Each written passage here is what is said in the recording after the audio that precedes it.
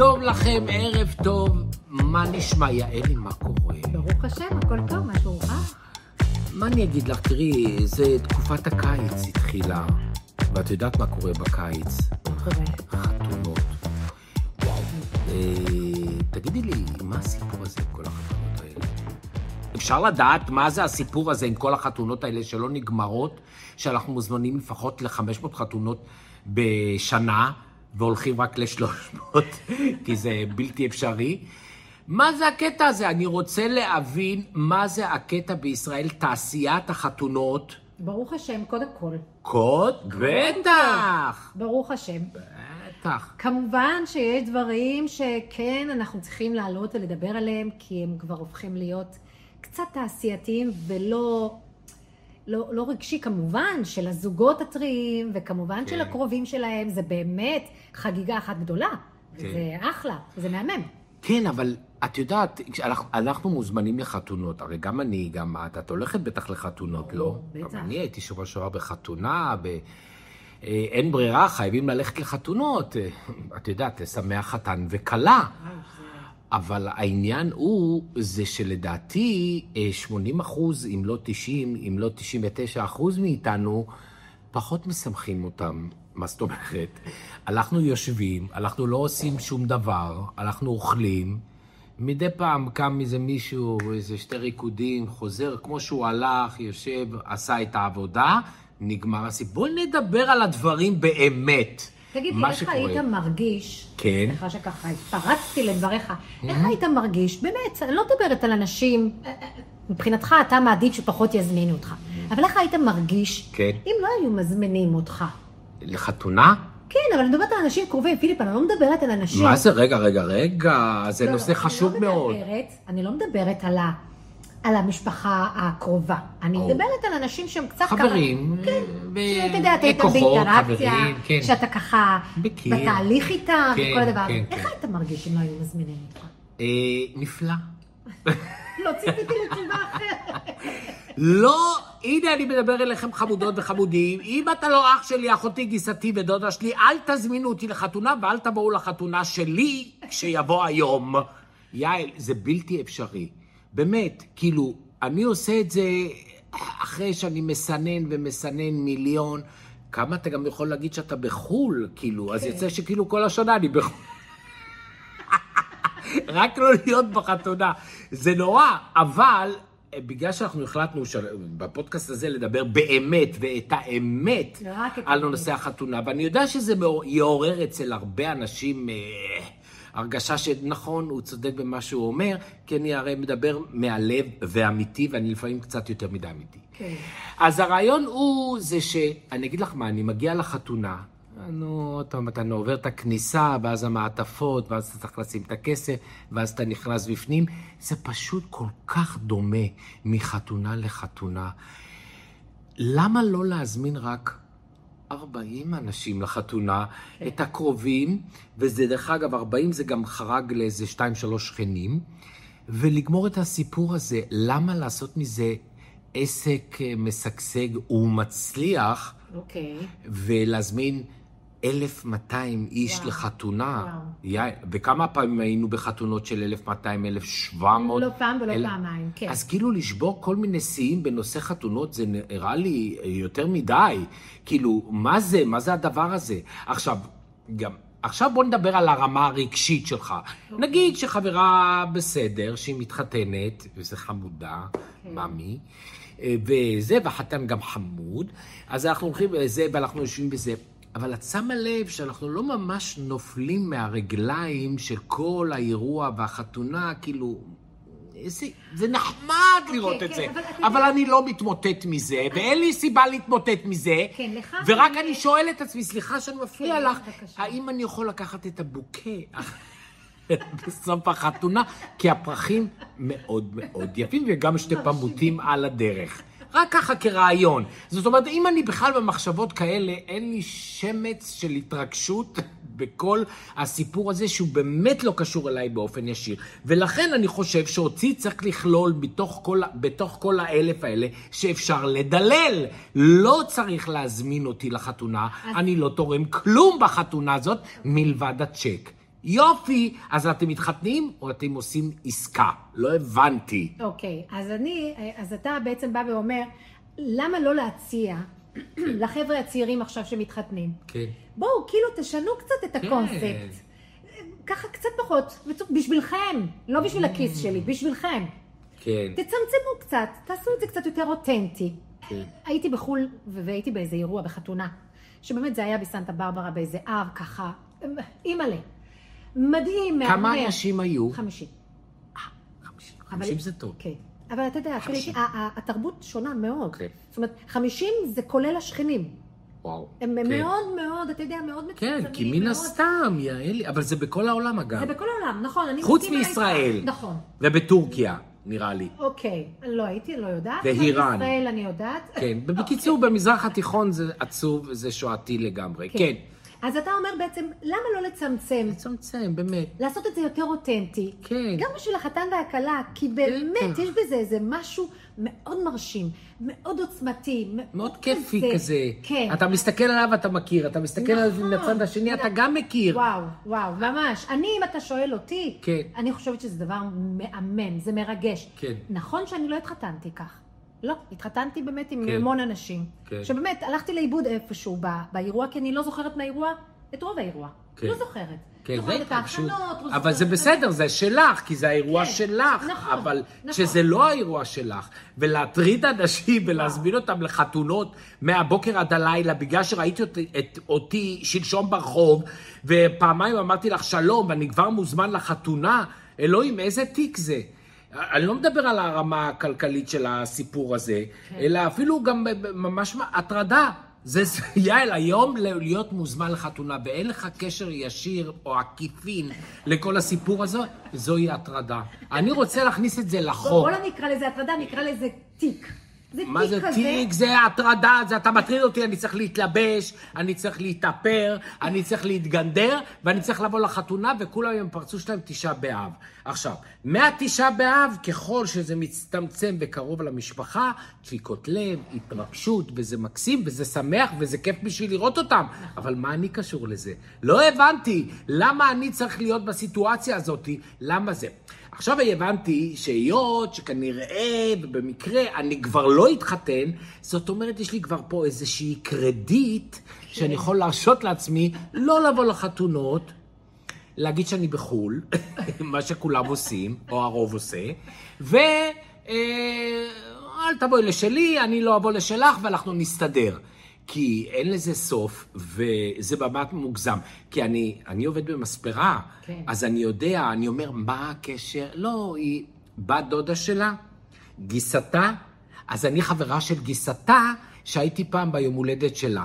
וואו. ובשביל זה הוזמנת לחתונה, שמרחם עד לזה, אז אני אולי גם בגלל זה מצמצם את כל הסיפור החברי שלי, כל החברותה שלי, שחס וחלילה לא הזמינו אותי בעתיד, לחתונה, למה ישבתי איתם יום אחד באיזה ברבקיו, אז אני כבר מוזמן לחתונה, ואין לך ברירה. אגב, יש דווקא את אלה שמציעים את עצמם. תזערי לא להזמין אותי לחתונה. כן. יש גם את אלה. עכשיו עוד פעם, זה נורא תלוי. יעל, זה מהנימוס. רגע, אבל זה נורא גם תלוי. כן. יש את החתונות שמגיעים שם הזמרים. כן. כל המי ומי.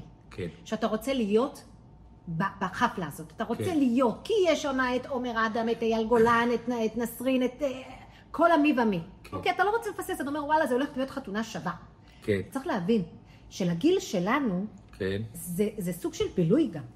כן. אני לא מדברת על החבר'ה הצעירים שבשבילם הם הצעירים, אתה יודע, זה החיים שלהם, זה עוד בילוי, זה עוד פן, זה גם להיות קרובים ככה ולעשות שמח לחתן ולכלה. אני לא יודע. לגילאים היותר בוגרים, זה בילוי, זה חד משמעית בילוי. את חושבת שזה בילוי? אני היום רואה את זה, כן, בשבילי זה סוג של בילוי, כמובן, הקרבה נורא תלויה.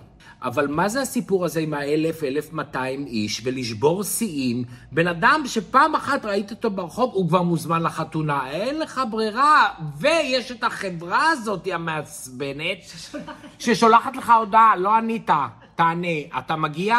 לא, אתה לא מגיע. אז תענה, כמה תהיו? 1, 2, 5 או 18. תענה, לא ענית? מה קורה? טרם עניתם על השאלה? טרם עניתם על התשובה? תגידי לי, מה קורה פה? אלוהים ישמור. הם בכוונה מאלצים אותך להגיע לחתונה. החברה הזאת לא באה לעשות לך תזכורת לחתונה. אלא בא להגיד לך בעברית פשוטה, תיזהר על הנשמה שלך אם לא תגיע לחתונה, זה רשום, כי אני מעבירה את זה לחתן ולכלה, וזה. עכשיו, מה קורה אם בהתחלה בעדינות התחילו איתך ב-SMS אשר, ואתה אומר, אני לא מאשר, 7 דקות אחרי זה, הכלה מצלצלת, היי מאמי, ראיתי שרשמת לא מאשר, מה זה אומר? זה אומר שאני לא בא לחתונה, כי אני אולי בחול? אבל כשאתה לא יכול לעשות בזה, בקיצור, יעל, בגלל זה התחלתי להאמין שזה נורא תעשייתי. גם הסיפור הזה נהיה תעשייתי. עכשיו, מה קורה? זה לא יעזור, יעל. כשבאים אלייך 1,500 איש לחתונה, וכשבאים 500 איש, זה לא אותו דבר. הם לא רוצים רק מזמן הישראלי שלנו, מזמן לא רוצה להוציא רק את החתונה. הוא רוצה להוציא את החתונה, את הירח דבש ומקדמה למשכנתה. וואי, אני מה זה מסכימה איתך? מה את אומרת? לא, בחייר באמת, הם רוצים... אני אומר היום, רוב החתונות זה לעשות קופות. יעל, אבל אם תשימי לב, אף אחד לא מדבר על זה. לא מדברים על הנושא הזה בכלל. זה פשוט למלות את המקום באנשים. אבל מה קורה לאנשים שמה? אתם מתחשבים באנשים שבעל כוחם, קודם כל עם ההקלטות האלה, המגיע וכמה אתם ולמה... זו הטרדה. זה הטרדה, וזה צריך לעשות להם חסימה, ולהודיע להם, רבותיי, לא לשגע אותי. עכשיו, אתה לא יכול להגיד את זה, כי עוד דקה זה יגיע לכלה, חמוד ולחתן, וחבל עליך.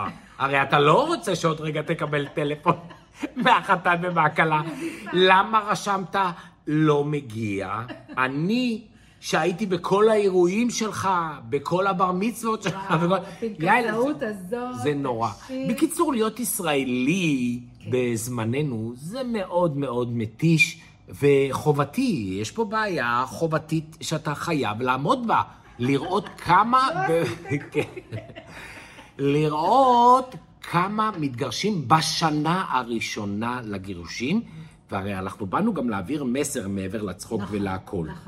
והיות שאני סטטיסטיקן, כמו שאני אומר בכל פרק, אני רוצה לדעת באמת למה זה קורה שהחבר'ה מתחתנים ואפילו שנה אחת או קצת יותר לא מחזיקים מעמד, הוא מתגרשים.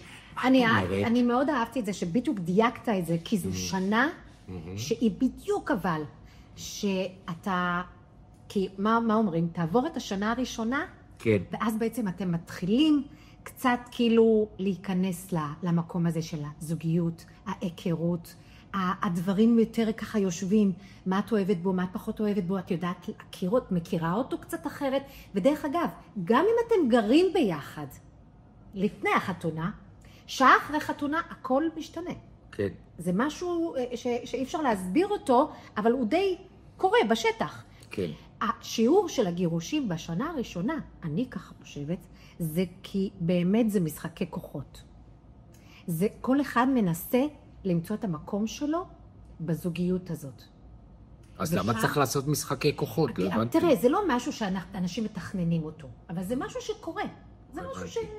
אתה יודע, זה נעשה. אני יכול לתרגם על האסונות של אחרי החתונה, שזה נקרא גירושים, איך שאני רואה את זה, ברשותך. בבקשה. תראי, בשנה הראשונה, או בכלל, כשמתחתנים, לא תמיד הכל 100%, ואז אני מקבלת הצעת נישואים מבעלי לעתיד, ואומרת I do, ומתחילים את התהליך של החתונה. לא משנה. תשמע, אני מסכימה עם מה שאתה אומר, אני לא יודעת אם זה אפשרי, התיאוריה הזאת, כי אתה בא ואומר, תשמעי, אם היו בעיות, א', אם יש בעיות, אז כן, צריך לפתור אותם בלי שום קשר להצעה, לא הצעה, חתונה, לא חתונה. כן. היום הכל פתוח, היום דברים לא כל כך מאיימים. בוא, אנחנו בעידן מטורף. כן. אז מה, אז כל פעם שיש משהו, כי אחר כך מגיע השלב של הריון ולידה. כן. זאת אומרת, גם שם יהיו דברים. זאת אומרת, גם שם דברים קורים. גם שם דברים משתנים. אישה כבר אחרי שהיא נכנסת להיריון, היא כבר לא אותה 60, 90, 60. כן, עם הסמלה והציצי בחוץ. אז היא גם משתנה, היא גם הופכת להיות משהו אחר, היא גם זה.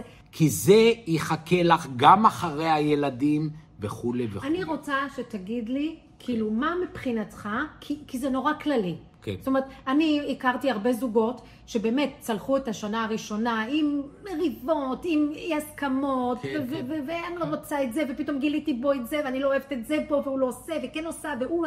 ממש לא סנטימטר מעבר לזה. אוקיי, יש גם את היוצא דופן שמגיעים ומשתדלים ומתאמצים והכל. אבל הרעיון הוא שאני חושב שעד לפה אנחנו צריכים לדבר על זה, זה הירידה הזאת של אחרי החתונה, כן. כאילו אתה מתערער מחלום, אתה מסתכל, עם זאת התחתנתי? כן? הנה, עוד פעם אומרת את זה. הנה, היא עושה את זה עוד פעם. הנה, רק עבר החתונה וכל ההתרגשות, וכבר אין רגישות ואין עדינות. כי אני, יעל, נורא פרקטי. אני, כאן ועכשיו, לא לבלבל את השכל ומה וזה. אני לא רוצה ולא מתכוון ללכת בשיחה הזאת עכשיו עוד 5 שנים שנולדו לה 17 ילדים. אלא מיד אחרי החתונה, הירידה העוצמתית הזאת על כמעט כלום לא נשאר. כי כל מה שעשינו 7 חודשים, יעל, 7 חודשים בכלל בזוגיות זה המון זמן. מלא. אז סתם, אין חתונה, סתם, אני ואתה חיים 7 חודשים ביחד, זה המון המון זמן. 7 חודשים אתם לא מתעסקים בי ובך. אלא אולי מפנטזים קצת, אולי מדברים שטויות אחד עם השני, אולי מתרגשים, אבל החגיגה של החתונה החלה. זה הכישוף. ההצעה של החתונה זה הכישוף שאת מחושפת בה, וגם אתה מחושף בה, ואתה משאיר את הכל לעזאזל, ולא מעניין אותי כלום. לא לעזאזל, לעד שעה החתונה. לעזאזל זה נקרא, כי זה 8 חודשים, ובערך זה המרחק בין עזאזל ל8 חודשים. אז רגע, אז בוא נעשה סדר, כי אנחנו כל הזמן בסדר. מבינים אותנו, מבינים את זה, יסכימו איתנו המון, יבינו המון, אבל דווקא אני כן רוצה שנהיה ככה יותר מדויקים, לגבי מה אתה מציע לזוג, שעכשיו, אתה יודע, אתה בחור שהולך להציע לבחורה, יוצאים 2, 3, 4, 5 שנים, יאללה, אתה יודע, יש כבר את הלחץ הזה של יאללה, בוא נתקדם, מה השלב הבא? אוי, נורא קל. מה אתה מציע להם? אוי, הצעה נורא נורא פשוטה. אל תשאירו תיקים פתוחים. יעל, כמה שזה נשמע... אני רוצה שתיתן לי, אתה אמרת, אתה בן אדם פרקטי. תן לי דוגמה. תיק פתוח. אוקיי, תיק פתוח. כן. רבים. נורמלי? לגיטימי? לא. סבבה? לא לגיטימי, אני אגיד לך. כי ברוך השם אצלנו יש ריב. כן. ויש ריב. תלוי איזה ריב את מדברת, חמודה. גם לזה יש גרף. אוקיי. איזה ריב את מדברת? כשאת רואה שזה too much, מה זה התגובה הזאת לדבר הזה? התגובה הזאת תחכה לך אחרי החתונה. המילה הזאת תחכה לך גם אחרי החתונה עם 2 ילדים ביד. זאת אומרת לעשות חשבון מאוד מאוד מדויק. לא להיקשף בתוך הקסם הזה של אותו רגע מפתיע שנקרא הצעת נישואים. ולשכוח את כל הבעיות שיש. כי הם יצופו מיד אחרי החתונה. אתם לא יכולים... הם לא יכולים גם להיות שם. אבל אוקיי, בשביל זה אנחנו עושים את הפודקאסט. אוקיי, אז בגלל זה אני אומרת, הקטע הראשון שבו זה חבר'ה, מהמם, תהיו עסוקים בהכנות לחתונה. זה מקסים, זה מרגש. עזבו את הבעיות שלכם לרגע. תזמינו 2,000 איש. תעזבו את הבעיות שלכם קצת. כן. אז כאילו, האלה אמרתי לך, זה שטויות. כן, דברים אקוטיים. דברים שהם ככה, אתה יודע, חוצים קווים, שזה... אלימות מילולית. ואת יודעת למה היא מסכימה בכל זאת? אני אשנה אותו. שום שינוי לא יהיה פה. אי אפשר לשנות בני אדם. וזאת לרוב הבעיות של הנשים, מהמספרה אני יודע, ופחות של הגברים, אבל גם של הגברים. הרוב אבל זה של הנשים. אני אשנה אותו. לא, הוא שטותניק עכשיו. לא משנה, תראי, תני לי קצת זמן, הוא יהיה פיקס. שום פיקס, שום כלום. בני אדם לא משתנים. יכולים ללמוד, בדיוק. אבל להשתנות, לשנות את האישיות שלי. חייך, זה לא אמור להיות. בדיוק. זה לא אמור להיות. ממש לא. אז בדיוק בשיא של השיאים האלה, אני מקווה שהעברנו קצת מסר מהרגע המצחיק של החתונה והביזנס, לעד זה שהתחתנת ואחרי זה גשדורים, ואת לא מרוצה, וכן, ומה יגידו השכנים? שכחתי להגיד זה מה, 3 חודשים אחרי זה את רוצה להתגרש? לא, תמשכי עוד קצת כדי שירה יותר לגיטימי. אוקיי, בסדר. אז יעלי, נורא נהניתי, מה איתך? אני, ממש. איזה סיפור, החזרנו קצת את עצמנו אחורה, קדימה. ממש, כיף. וואו. כיף, אני מקווה, ואני כמעט בטוחה שזה ייגע וזה יעשה איזשהו עד, וישפיע ככה. ככה משהו, כן? טיפה להזיז את ה... אני בכל מקרה שמחתי להיות פה, היה ממש כיף. אני לא אתחתן ואל תבואו לחתונה שלי, שיהיה לכם בכיף. נשיקות, ניפגש בפעם הבאה. ביי ביי.